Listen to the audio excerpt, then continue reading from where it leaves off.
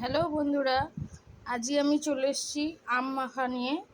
আজকে আম মাখা করব। দেখতেই পাচ্ছ দুটো আম আছে, কাঁচা আম মাখা। এই আম দুটোকে ধুয়ে নিচ্ছি, কারণ আমটা ভালো করে না ধুলে কষ থেকে গেলে খুব অসুবিধা হবে। আমটাকে ধোয়া হয়ে গেছে, এবার আমি আমটাকে কেটে নিয়ে তোমাদেরকে দেখাচ্ছি।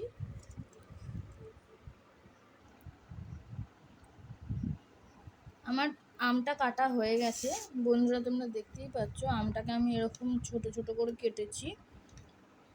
এর সাথে একটু লঙ্কাও কেটেছি। এবার আমি লঙ্কাটাকে নিয়ে একটু নুন দিয়ে ডলে নেব, তাহলে ঝালটা বেশ ভালো বোঝা যাবে।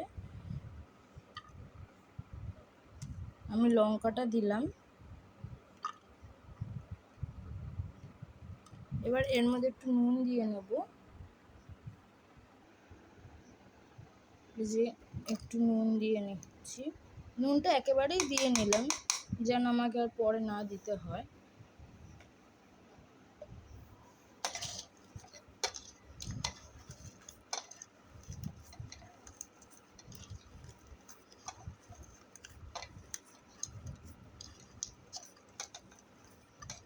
দেখো চটকে নিয়েছি লঙ্কাটাকে, কারণ সেদিন পেয়ারা মাখায় খুব ঝাল দিয়েছিলাম, ওই জন্য আমার শাশুড়ি খেতে পারেনি।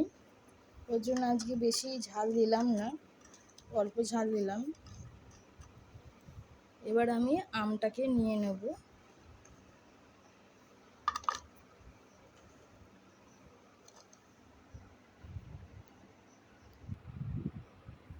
বন্ধুরা দেখো, আমি আমটা নিয়ে নিয়েছি। এবার আমি এর মধ্যে একটু কাসুন্দি দিয়ে দেবো।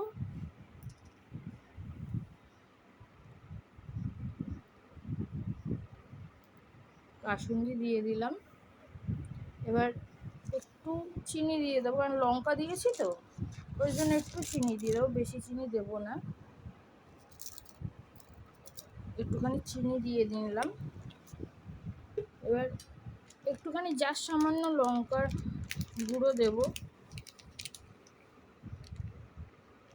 লঙ্কার গুঁড়ো দিলাম। আর একটু গোলমরিচ দেবো, বেশ একটু ঝালটার জন্য।